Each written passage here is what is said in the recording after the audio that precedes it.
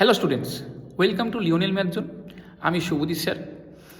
2026 সালে ইম্পর্টেন্ট উপপাদ্যগুলো নিয়ে আজকে আমি ছোট্ট করে একটু আলোচনা করে দিচ্ছি। অনেকের দুশ্চিন্তা হয় যে কোন উপপাদ্যটা আসবে, কমন আসবে কি আসবে না, এটা নিয়ে অনেকের সমস্যা হয়। অনেকে আরও তোরা কমেন্ট করেও আমাকে জানিয়েছিস। তো 34, 41 আর 48 এই তিনটে উপপাদ্য যদি তোরা ঠিকঠাকভাবে করে যাস, তার মধ্যে কিন্তু আশা করি একটা থাকবে। এবং এক্সট্রা করে যদি তোরা করতে চাস, তাহলে 40 নম্বরটা আর 32 নম্বরটা এই দুটো উপপাদ্য এক্সট্রা করে দেখতে পারিস। তবে আমার যা ধারণা, আমার মনে হয় যে 34, 41, 48 এই তিনটের মধ্যে একটা উপপাদ্য এবছর দেবে। ঠিক আছে? তো একদম পরীক্ষা সামনে চলে এসছে, তোদের আশা করব যে এই উপপাদ্যগুলো তোদের তৈরি আছে।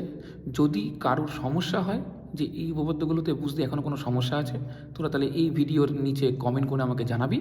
আমি তাহলে সেটার একটা ভিডিও দিয়ে তোদেরকে বুঝিয়ে দেবো। কেমন? সবাইকে মাধ্যমিক পরীক্ষার জন্য অনেক শুভেচ্ছা।